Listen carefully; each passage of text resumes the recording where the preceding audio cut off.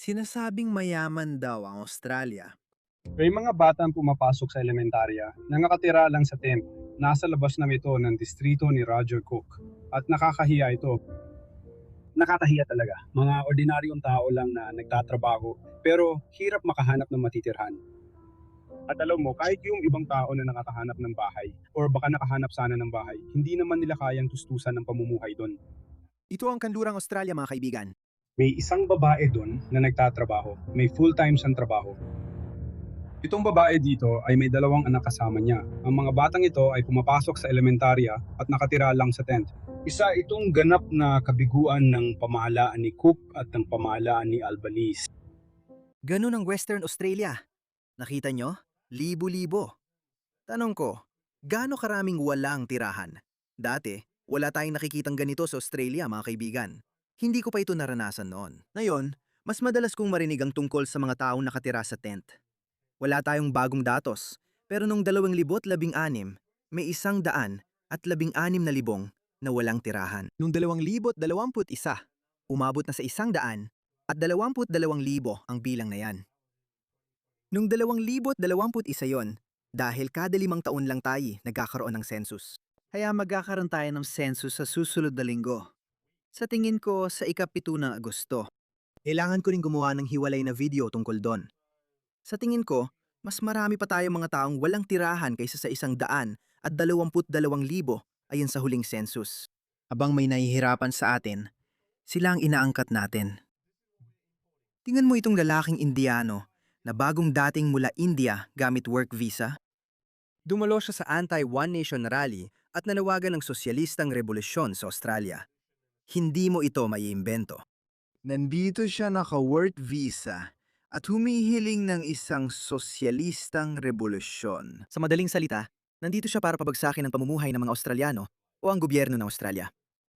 Bakit natin ito pinapayagan? Ano ibig sabihin para sa'yo na pagiging narito ngayon? Ibig sabihin, sosyalista ka. Ang galing. Dito ka ba? Saan kayo pinanganak? Dito ako lumaki. Bakit ka pumunta sa Australia? Oo. At nag-apply ako para makapunta sa Australia. Wow, para saan? Oo, pero ngayon, sinasabi mong sosyalista ako. Hello! Paano naging makatuwiran yon? Kung may kapangyarihan ako, magpapadala ako ng grupo para suriin ang visa status nila. Kung may visa ka, student, work o iba pa, at nagbanta kang pabagsakin ng gobyerno ng Australia, kanselado agad ang visa mo at kailangan mong pumunta agad sa paliparan. Kukumpiskahin namin ang mga gamit mo. Sisingilin ka para makabili kami ng ticket para sa'yo at ipapauwi ka namin. Kung hindi, ideditin ka namin hanggang mabayaran ng pamilya mo ang ticket pauwi. Yun lang. At wala akong pakialam kung ilang tao ang magprotesta. Wala akong pakialam. Kailangan nating maging malupit. At ito ang dahilan kung bakit sinasabi ni Pauline Hanson ang mga sinasabi niya. At tingnan mo, pinupuntirya siya ngayon. Panurin mo to. Chris, sa ngayon may 18,000 tao tayo sa watchlist, Asia watchlist. May totoong problema tayo sa Sky. Lahat ay Islamista, 90% sa kanila ay Islamista, mga jihadistang Islamista. 18,000 katao ang nasa watchlist. Sa UK, halos 100,000 katao. May radikalisasyon sa bansang ito. Nagkaroon na ng ilang pag-atake ng terorista ng mga Muslim sa Australia. Naranasan lang natin ang pinakamalaking pag-atake noong nakaraang Desyembre sa Bondi. Kailangan nang banggitin ang halatang issue na hindi pinag-uusapan. At pasensya na sa sasabihin ko, pero ayokong may pumunta dito sa bansa natin mula sa mga bansang radikal ang Islam. Ayoko niyan dito. Gusto kong maprotektahan ang mga tao sa Australia at maramdaman mo lang ligtas sila sa kalsada. Ayoko ng antisemitismo at paglaganap ng galit. Hindi lang ito tungkol sa antisemitismo dahil marami ring mga nasa dulong kanan sa Australia na galit sa mga Hudyo. Para sa kanila, anti-antisemitismo, wala akong pakialam. Pwede silang magkapautan hanggat gusto nila. Mga tangga kayo. Galit sila sa mga Hudyo at galit din sila sa mga Kristiyano. Sa parehong Quran, sa parehong talata, sa katunayan, Kabanata 9 talata 20, sinasabi doon na hindi pwedeng maging magkaibigan ang mga Hudyo at mga Muslim. Ang totoo sinasabi doon na hindi pwedeng maging magkaibigan ang mga Hudyo at mga Kristiyano. Hindi pwedeng maging kaibigan ng mga Muslim ang mga Hudyo at mga Kristiyano. Sabi nila, labanan daw ang Hudyo at Kristiyano, hindi lang Hudyo, kundi pati sila. Hindi ko maintindihan ang mga ekstremistang ganito. Sila ay alinman sa mga baliw sa dulong kaliwa o mga baliw sa dulong kanan. At pakiramdam ko talaga na, alam mo, kaya ako matatag pagdating sa ilang mga bansa. Kailangan mong tumanggi. Oh, At nakuha ko na. Tingnan mo ito. tingnan mo itong sagot mula sa mamamahayag na ito. Sa isang banda, parang version ito ng White Australia policy, di ba? Hindi yon. Hindi yon. Hindi. Tanga. Walang kinalaman iyon sa White Australia policy. Kaya wag mong ibato sa akin yan. Sinasabi ko sa'yo, hindi ko papayagan yon. Ayokong magkaroon ng Islam sa bansa ko. Iyan ang White Australia Party. Kaya para patunayan na mali ka, dapat nating papasukin ang napakaraming walang isip na barbaro. Iyan ang solusyon. Iyan ang solusyon ng kaliwa. Tingnan mo at pakinggan ang woke na politiko na ito. Nakita ko na ang mga video ng mga taong pinapatay habang dinideport sa US. Dalawa lang, sina Rene Good at Alexander Pretty, na kilalang manggugulo. Nandun sila para manggulo at hadlangan ng mga federal na ahente ng ICE sa pagtupad ng kanilang trabaho. Ng kanilang legal na trabaho. Nakakita na ako ng mga taong pinaalis sa ospital at klinika.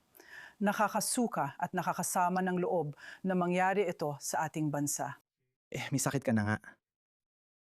Para sa mga hindi nakakaalam, sinabi ni Pauline Hanson na ipapatupad niya ang Trump-style na deportasyon ni Trump kahit na wala naman tayong ganun karaming undocumented o illegal na tao dito sa Australia.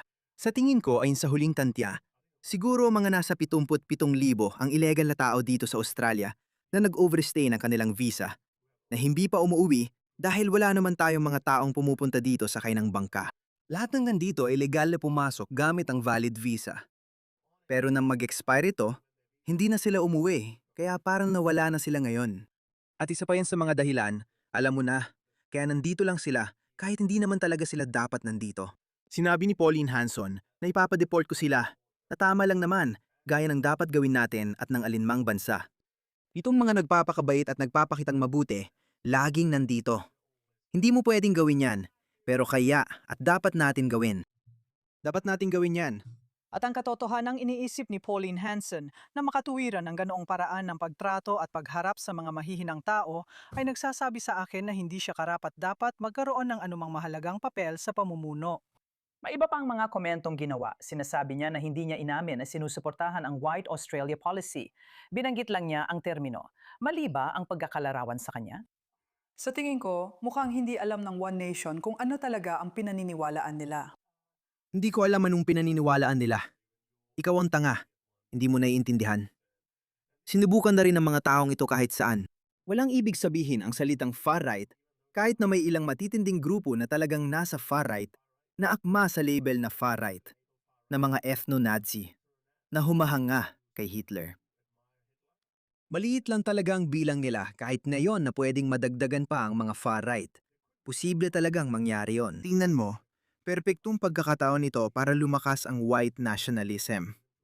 Hindi ako magugulat kung lalo pa itong lalago. Pero sa ngayon, buti na lang, ni si Rupert Lowe, ni si Farage, ni si Pauline Hanson, hindi sila mga white supremacist. Hindi talaga. Hindi sila mga white nationalist. Isang paraan para husgahan yan ay tingnan kung gaano sila kinamumuhian ng mga ethno-Nazi. Hindi gusto ng mga neo-Nazi ang mga yan. Kinamumuhian nila sila. Pero tinatawag sila ng mga taong ito na mga neo-Nazi, white supremacist, white nationalist. At dahil hindi talaga ito totoo, kaya natatalo ang mga taong ito. Hindi malinaw na nagkakausap ang magkabilang panig. Mukhang hindi alam ni Barnaby kung ano ang sinasabi ni Mel Roberts, hindi rin niya alam ang sinasabi ni Pauline. Ito ang dahilan kung bakit kung gaganapin ang pangkalahatang halalang ngayon, mananalo si Pauline Hanson ng 66 na pwesto, kapareho ng 66 na pwesto ng Labor. Tingnan mo ito.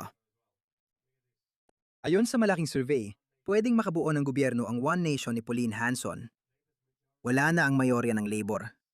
Tignan mo, kulay kahil ito. Kung isasantabi ng koalisyon, ang Liberal Party o mga Tories natin, ang tindig nila at makipag-alyansa sa One Nation, posibleng makabuo ng gobyerno ang One Nation.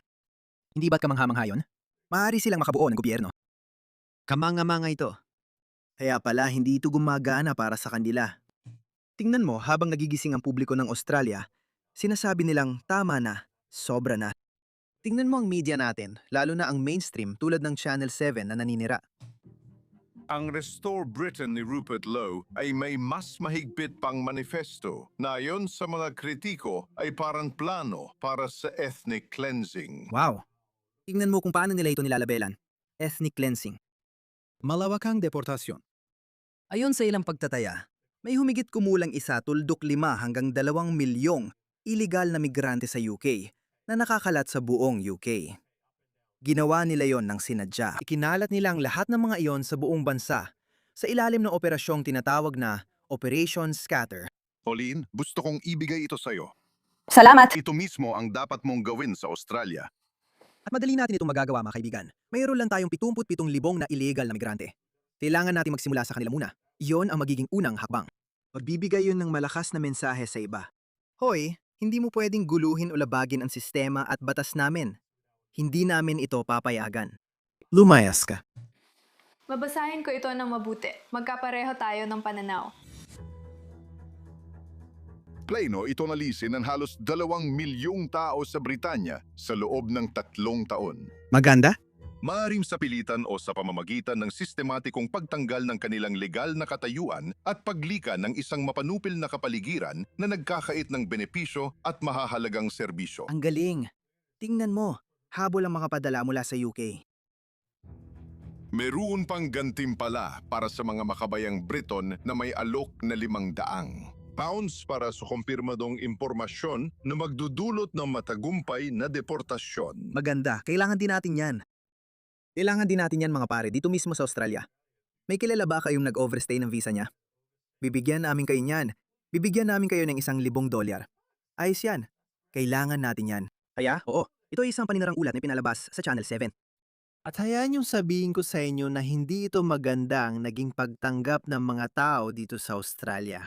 Ibinahagi ang mga clip na ito sa social media at mga tao, si Liam Bartlett, ang kunong mamamahayag doon, nasira ang kanyang reputasyon. Kahit ako, dati akala ko na siya ay, alam mo na, isang mabuting tradisyonal na mamamahayag.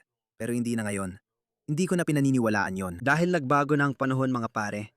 Di na alam ng mga dinosaur na iba na ang mundo ngayon. Tapos na ang paggagaslight sa mga lokal.